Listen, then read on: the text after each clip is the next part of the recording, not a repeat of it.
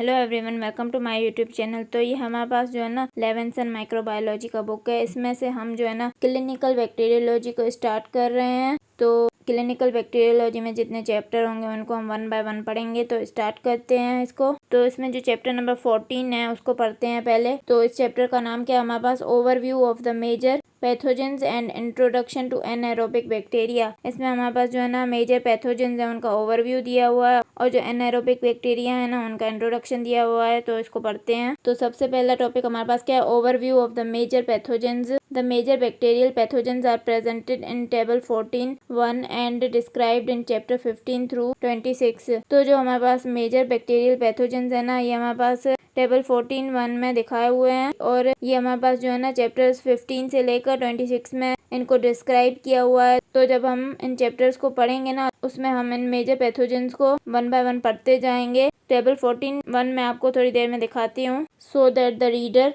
may concentrate on the important pathogens. The bacteria that are less medically important are described in a separate chapter, see chapter 27। तो आप लोग जो पढ़ रहे हैं ना ये बुक, आपको क्या करना चाहिए कि जो इम्पोर्टेंट पैथोजेंस है ना उन पे कंसंट्रेट करना चाहिए। जो हमारे पास चैप्टर 15 से 26 में बताए हुए हैं ना उन पे आपको कंसंट्रेट करना चाहिए। और वो बैक्टीरिया जो कि मेडिकली इतने इम्पोर्टेंट नहीं होते हैं उनको एक सेपरेट चैप्टर में डिस्क्राइब किया हुआ है चैप्टर 27 में। तो हम इन चैप्टर्स को पढ़ेंगे बारी बारी से। Table 14(1) is divided into organisms that are readily gram stand and those that are not। तो टेबल 14(1) जो है उसमें हमारे पास ऑर्गेनिजम्स को डिवाइड किया हुआ है, मतलब कि वो ऑर्गेनिज्म जिनमें ग्राम स्टैंडिंग होती है और वो ऑर्गेनिज्म जिनमें ग्राम स्टैंडिंग नहीं होती। तो इन दोनों को आपस में डिवाइड किया हुआ है। The readily stained organism fall into 4 categories, gram positive cocci, gram negative cocci, gram positive rods and gram negative roads.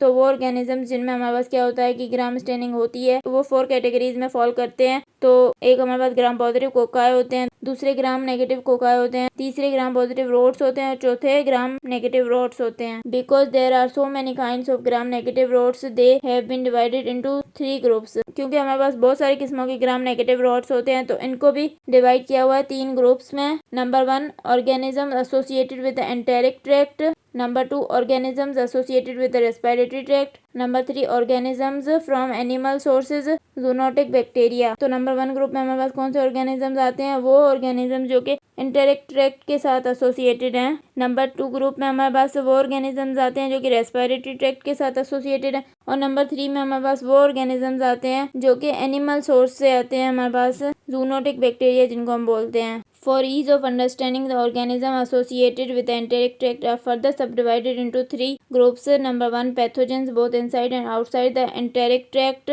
number 2 pathogens inside the enteric tract and number 3 pathogens outside the enteric tract। तो और ज़्यादा आसानी से समझने के लिए जो हमारे पास ऑर्गेनिजम्स एंटेरिक ट्रैक्ट के साथ एसोसिएटेड है ना उनको फर्दर 3 ग्रुप्स में डिवाइड किया गया है। तो नंबर 1 पे वो पैथोजेंस आते हैं जो कि हमारे पास एंटेरिक ट्रैक्ट के बाहर भी होते हैं और अंदर भी होते हैं। नंबर 2 ग्रुप में हमारे पास वो पैथोजेंस आ जाते हैं जो कि एंटेरिक ट्रैक्ट के अंदर होते हैं। और नंबर 3 पे हमारे पास वो पैथोजेंस आ जाते हैं जो कि एंटेरिक ट्रैक्ट के बाहर होते हैं। As is true of any classification dealing with biologic entities, this one is not entirely precise. For example Campylobacter causes enteric tract disease but frequently has an animal source.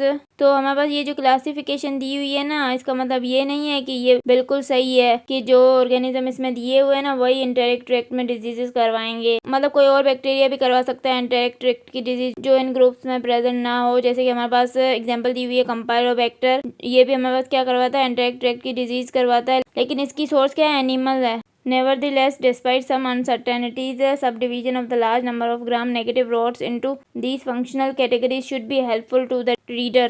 मतलब कि कुछ uncertainties के बावजूद भी बहुत आसानी हो गई है कि जब हमने इतने सारे ग्राम नेगेटिव रोड्स को जो है ना वो बहुत सारी कैटेगरीज में डिवाइड कर दिया, बहुत सारे ग्रुप्स में डिवाइड कर दिया, तो ये पढ़ने में बहुत ज़्यादा आसानी होती है रीडर को, मतलब जो पढ़ते हैं इसको। भले कुछ अनसर्टेनिटीज हैं जैसे कि कंपाइलोबैक्टर एनिमल सोर्स का है, लेकिन फिर भी डिवाइड करने के बाद आसानी हो जाती है पढ़ने में। The organisms that are not readily gram stained fall into 6 major groups.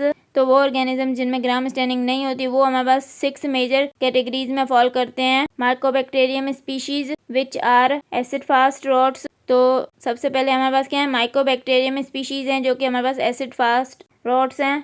Mycoplasma species which have no cell wall and so do not stain with gram stain. दूसरे नंबर पे हमारे पास क्या है, माइकोप्लाज्मा की स्पीशीज हैं जिनके पास सेल वॉल नहीं होती, इसलिए ये स्टेन नहीं होते ग्राम स्टेन से। Treponema and Leptospira species which are spirochetes too thin to be seen when stain with gram stain. तो तीसरे नंबर पे हमारे पास ट्रेपोनेमा और चौथे नंबर पे लेप्टोस्पाइरा की स्पीशीज, ये हमारे पास स्पाइरोकीट्स हैं। ये बहुत ज़्यादा थिन होते हैं, पतले होते हैं, तो जब इनको स्टेन किया जाता है ना विद ग्राम स्टेन, तो ये सही से नज़र नहीं आते, ये बहुत थिन होते हैं, इसलिए ग्राम स्टेनिंग से सही से स्टेन नहीं होते हैं। And chlamydia and rickettsia species which are very small intracellular bacteria and are difficult to visualize within the cytoplasm of the cell. तो पांचवें नंबर पे हमारे पास क्लाइमेडिया और छठे नंबर पे हमारे पास रिकेट्शिया। इन दोनों की स्पीशीज जो है ना, ये हमारे पास बहुत ज़्यादा छोटी होती हैं और इंट्रासेल्युलर बैक्टीरिया होते हैं ये, और ये डिफिकल्ट होते हैं साइटोप्लाज्म ऑफ सेल में, ये सही से नजर नहीं आते। Table 14.2 represents 10 most common notifiable bacterial disease in the United States for 2012 as compiled by the Centers for Disease Control and Prevention. तो टेबल 14.2 में हमारे पास 10 most common notifiable bacterial diseases जो कि हमारे पास यूएस में 2012 में कंपाइल हुई थी by Centers for Disease Control और प्रिवेंशन, इन्होंने कंपाइल किया था, तो ये दिखाई हुई हैं, प्रेजेंट की हुई हैं टेबल 14.2 में। तो मैं टेबल 14.2 लास्ट में दिखाती हूँ। Note that only notifiable diseases are included and that certain common conditions such as streptococcal pharyngitis and impetigo are not included। तो हमारे पास सिर्फ notifiable disease included हैं इसमें, और कुछ हमारे पास common conditions जैसे कि streptococcal pharyngitis impetigo ये included नहीं है।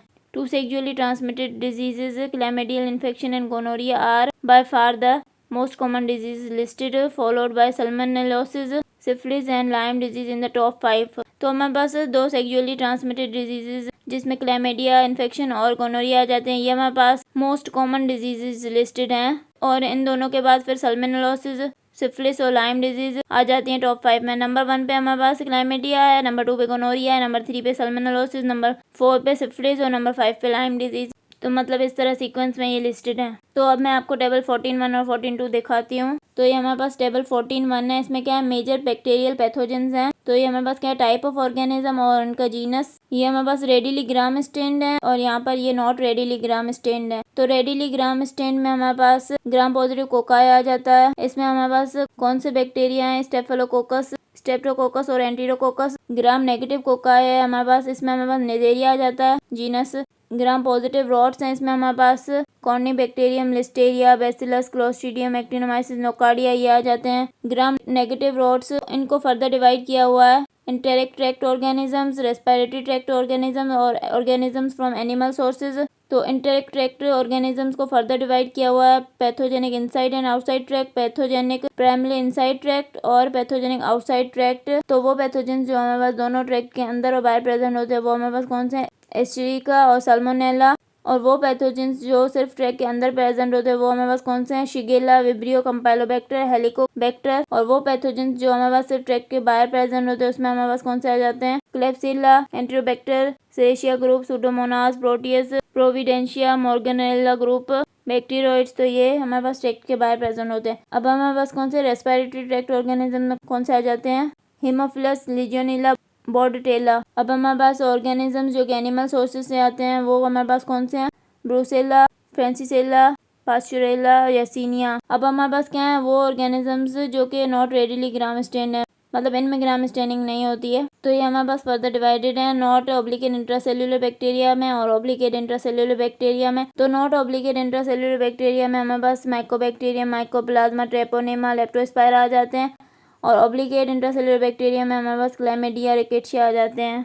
तो ये हमने टेबल 14.1 पढ़ लिया। अब हम 14.2 देखते हैं। तो ये टेबल 14.2 है, इसमें क्या, the 10 most common notifiable bacterial disease in the United states in 2012। तो हमारे पास 10 most common notifiable bacterial disease दिखाई हुई हैं यूएस में। तो ये हमारे पास 2012 का डेटा है। इस टेबल में ये 10 मोस्ट कॉमन डिजीज कौन सी हैं। तो सबसे पहले हमारे पास यहाँ पर डिजीज है और यहाँ पर नंबर ऑफ केसेस हैं। तो सबसे पहले हमारे पास क्लैमिडिया, जेनिटल इन्फेक्शंस, नंबर 2 पे गोनोरिया, नंबर 3 पे सल्मोनेलोसिस, नंबर 4 पे सिफिलिस, नंबर 5 पे पर्टूसिस, नंबर 6 पे लाइम डिजीज, नंबर 7 पे Streptococcus pneumonia invasive disease, number 8 पे शिगिलोसिस, नंबर 9 पे ट्यूबरक्लोसिस, नंबर 10 पे शिगा टॉक्सिन प्रोड्यूसिंग इकोलाई। और ये नंबर ऑफ केसेस हैं सारे। सबसे ज़्यादा केसेस क्लैमिडिया के हैं, फिर गोनोरिया के हैं, फिर सल्मोनेलोसिस, फिर सिफिलिस, फिर पर्टूसिस के, फिर लाइम डिजीज़ के, फिर स्ट्रेप्टोकोकस निमोनिया के, फिर शिगेलोसिस के, फिर ट्यूबरकुलोसिस के और फिर शिगा टॉक्सिन के।